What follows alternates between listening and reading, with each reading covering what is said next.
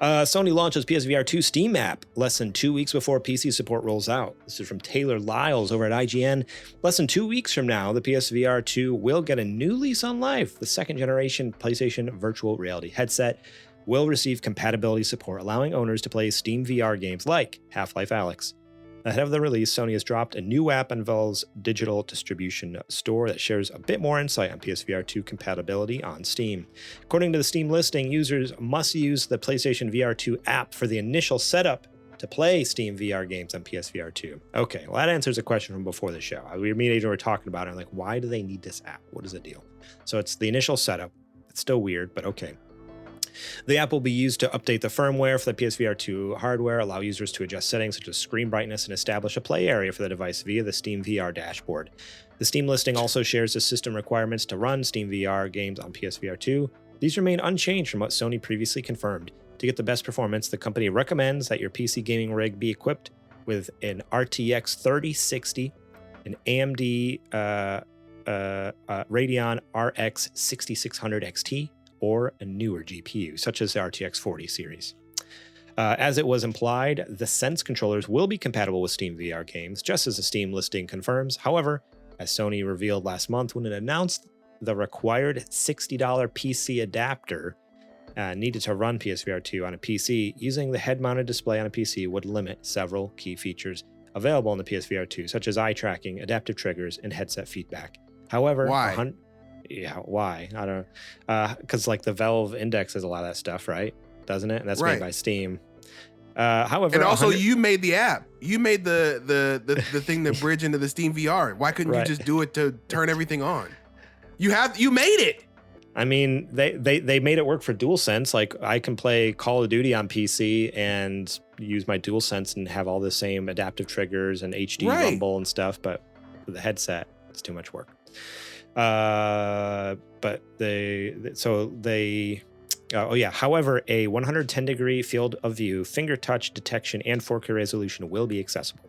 The app will be released on August 6th, a day before the PC adapter is officially released. The device aims to expand the versatility of the $550 VR gaming headset, which, by the way, was on sale this weekend for $350. Almost acceptable. Almost an acceptable price. It was right there. $299? $299 is what we talked about. It was really close. It was really close. Might have done it. As Sony tries to expand the PSVR2's gaming library beyond locking it to the PS5 gaming hardware ecosystem. The PSVR2 launched last year. Despite its impressive technical specs, the headset has seemingly lost momentum following its February 2023 launch date. In an interview with Financial Times last December, Sony Interactive Entertainment's head of global business, Eric Lempel, said that virtual reality was a bit of a challenging category right now. Last month, Android, not really, just make games for it. It's not that challenging. I mean, it's hard to make games, don't get me wrong, but Sony didn't even really try. Let's just say it how it is. Fair. They never really gave it two games. Woo. Yeah. Last month, Android Central reported that Sony was making deep cuts to funding for VR games, making for very few opportunities for first-party VR games in the future. Additionally, the outlet claimed in its report that only 2 first-party PSVR2 games were currently in development. So they have this little adapter. I'm trying to see do you know what the port is for PSVR? Isn't it just I thought it was just USB-C. I thought it was just USB-C. So this is literally it says PlayStation VR2 PC adapter. So this is a box. It's a picture of the box that has a USB-C input on one end, and it converts it to USB-A. Why? What is PS5 doing that a PC can't do? That you only need the C to C cable. So if I plug, because it says it's required to have this box, but I have a USB-C slot on my computer. What happens if I just plug that in? It's not going to work? That's wild. What's also wild to me is USB-C.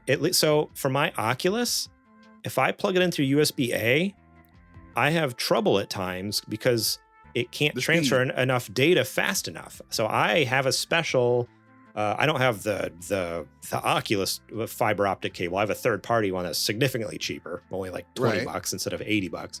But that's USB-C to USB-C. And I get incredible quality through my Quest 2. I'm just so confused right now. Like, why would you downgrade your device to use it on PC? Like, does it seriously not work if I just plug it in directly to my USB-C port right here?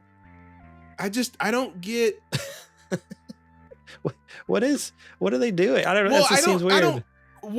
Because okay, check it out, right? How does this serve you? Because if I buy this headset and you're telling me from the get-go that I have to have some kind of box every time I want to play it. $60 for the box. $60 box, right? But then you tell me that some of the features are hamstrung, right? Yeah. Some of the features don't work, so now the headset is hamstrung. Why would I buy it then? If you tell me I'm going to get a lesser experience than I would if I just played it with a PlayStation 5 on what we all know, right, for PC is significantly more powerful hardware that should be able to do everything PSVR does and more. Why would I buy it? I would just go buy a Quest. That makes no sense. So we had kind of touched on rumors about this a few weeks ago, because it like some rumors, and maybe it wasn't even rumors. It was like maybe their official announcement, but it was very vague at the beginning. When we first talked about it, my theory then, and after reading all this new information, I'm standing by it 100% now. Before I was kind of like, maybe. Now I'm like, no, this is 100% what it is. They're sunsetting the PSVR2, and instead of stranding PSVR2 on the PlayStation 5, very uncharacteristically, they're kind of throwing a bone to the PSVR2 owners and saying, sorry, we're not coming out with more stuff, but here's a box that you can buy so we can make a little extra cash, and you're not just stranded on PlayStation Island. You can go and play on PC now too. That's what this is not a device to get people to buy PSVR2s. It's for people who already have PSVR2s who are soon not going to have anything to do with the PSVR2 because so they don't get pissed off at Sony. Because Sony's hanging up their hat and they don't want to. So it's very, like I said, very uncharacteristic of Sony. Like, why do they care? Like, they've never cared before what people think about them. They usually just cut and run. They just cut and run. But that's the only thing I can think of is it's kind of like hey, you know what? Here's this box because things are shutting down. I don't know. Very strange. But I feel like it's giving people another roundabout way to be upset, right? Because if I buy a PSVR 2 and you tell me, okay, or you don't have to tell me, but like writings on the wall, we're sunsetting this with PlayStation 5, but we're going to give you this box so that you can play it on your PC, but it's not going to be as good as when you play it with your PlayStation 5. So you're like putting salt in the wound on the way out. Like, you can play it on PC, but it's going to suck. Why do you care? You're not getting any more money from me. Why do you care? Why would you make it a lesser experience for me then? Right. That seems like it's out of spite. So not my fault. It's not my fault you decided to come out with a $500 device. Yeah. That only had two exclusive games. Soak7 just said in the chat, the box also needs a DisplayPort 1.4 cable. So I brought up another article here talking about what this box is. What's in this box? So literally, when you buy this adapter, all you get is the box, which is a USB-C to a USB-A adapter. But it says here, the adapter doesn't come with everything required to plug and play. So even when you buy this box, it's not going to be get home, plug it in, you're good to go. Players will also need to purchase a DisplayPort cable compatible with DisplayPort 1.4 and most obviously a VR-ready gaming PC. A Steam account is required to play Steam VR, obviously. So yeah, you still need a DisplayPort cable. So not only are you need to buy this accessory, but you're also adding cables to your setup as well. So like you're adding so many adapters and cables to this whole, like making it so much more convoluted. Sorry, it's a little off topic from what you were saying, but I just thought that was interesting. Like not only is the box convoluting things, but then they're adding more cables that you have to hook up. So basically we're at a PSVR 1 situation again, where there's just cables. No, you're piggybacking off of me because now you're making the product worse. it's a worse experience. Like with my Quest 2, I can either do it wirelessly over Wi-Fi if my Wi-Fi is good, which it is, my router's right there, or I can plug it in with that USB-C cable. With And a cable and get a great single experience. Cable. It's great. So it's wild to me that, I mean, granted, obviously the cable going from the headset to the adapter is a single cable, but then after that, it's like, well, it's a PSVR2 setup where all of a sudden it's like, now we got how many cables, adapters, boxes, like why? No thanks. Why does PlayStation have to complicate everything? It's so simple. No, it's so annoying. Simple. Just keep it like, why do I need to downgrade from USB-C to USB-A other than they want to be able to sell the $60 box to people? It doesn't make sense. It doesn't make sense. For advanced as that tech is in there, especially for something that was made within the last couple of years, especially because USB-C has been a thing for years now, right? Yeah. Why? I don't know. I don't. It honestly, I could not recommend this headset if you were a PC VR enthusiast. I would tell you to get like a Quest or a Vive or what's the other thing? Valve Index. I mean, that's like $1,000. That's an expensive headset, but it has a lot of pretty sick features. And it has like all those cameras and stuff. Yeah, right. Like it has like hand tracking and all sorts of crazy stuff, if I remember right. Right. Yeah, the fact that this is a $550 headset plus a $60 adapter, you're looking at $610, plus that cable is anywhere from $15 to $20. So you're looking at almost $650. Or 600, sorry, so like 625, 630, like before buying games. Before you buy but you bought a game for it. Or I could buy a Quest 2, which is still a relatively good headset, you know, online for maybe like $250, right? I get that same USB cable. Now we're at $270, and I have how much more before I even hit $550? How many games can I get? Yeah. I mean, so the newer Quest, the Quest 3 is more expensive, if I remember right. Right. But still cheaper than the PlayStation headset. And again, you can either plug it in with a USB-C cable you can get for cheap on Amazon, or run it over Wi-Fi. And it's almost like there's very, very, very little lag, honestly. It's pretty great. So, yeah. I don't know, Sony. A lot of shenanigans going on over there. Don't know what you're thinking here, bud. Even Soak7 says, I own one, but I'm disappointed by the shenanigans. 100%. There's a lot of shenanigans. And you know what? Okay, so I just brought up price. I was curious what the Meta Quest 3 is, because I have the Quest 2, and I got it for like $300. So the Quest 3 is $500, but it's also it's a standalone I can't play my PSVR2 on its own. Right, exactly. PSVR2 has to be plugged into PS5. A Quest 3 I can use anywhere I want, plus on my computer. Mm-hmm. So, and it's just a single USB-C cable or just over your Wi-Fi network. So already like being $50 cheaper and having the significant like advantage of play on the go, play at home, play whatever, like to plug it in, have it wireless, do whatever you want. Like, man, it's wild. I know PSVR2, all the hate. The last time we talked about VR, people came at us in the comments. I will be upfront, like, yeah, there's some cool features on PSVR2 as far as the 4K displays. We've said that. We've said PSVR2 is a great piece of kit. It's a great headset. Yeah. But that's not what I'm... Everything around it is not. Yeah, that's not the only thing I'm looking for in a VR headset. Like, honestly, the versatility that's what speaks to me. Like Quest 3 being able to do so much. Like, that's what speaks to me, let me tell you. Right. And having a much bigger ecosystem right out of the box. Not being pinned to PlayStation until I buy another $60 box.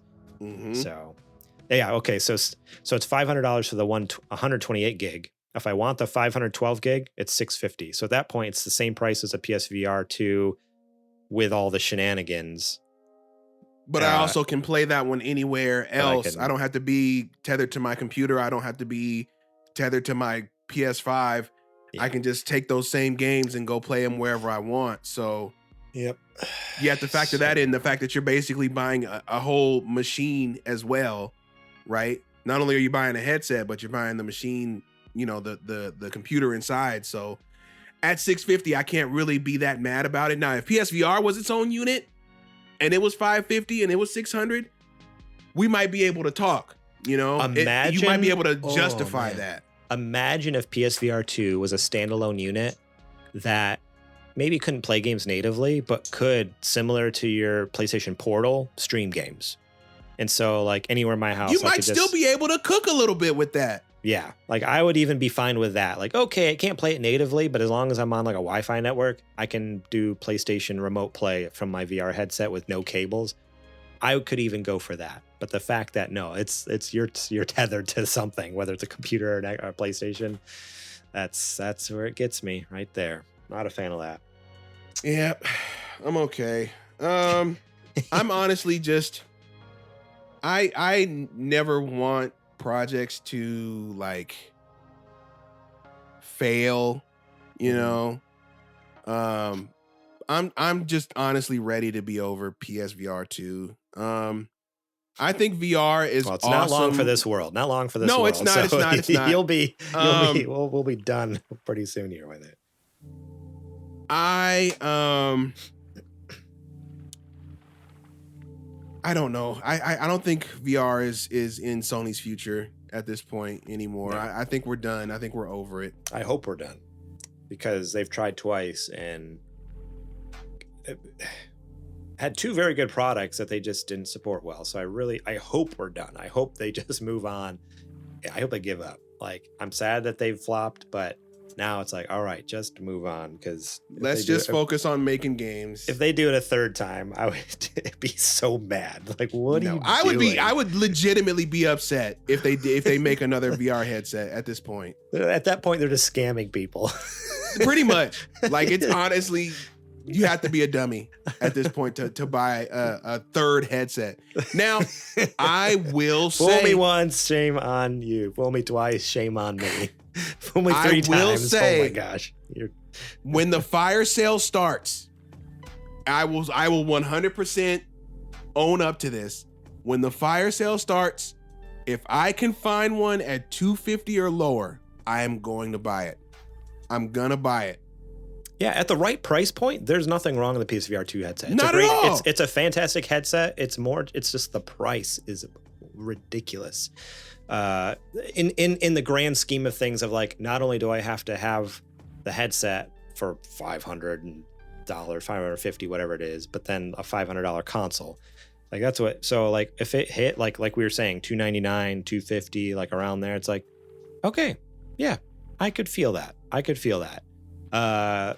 But it hurts. It hurts when it's not being well supported and it's on its way. You still want that amount of money for it, and you're still charging the $550. It's just like, so hard to justify. It's hard to justify in my mind. I don't know. It's not a bad unit. It just, for that price, it's hard to justify.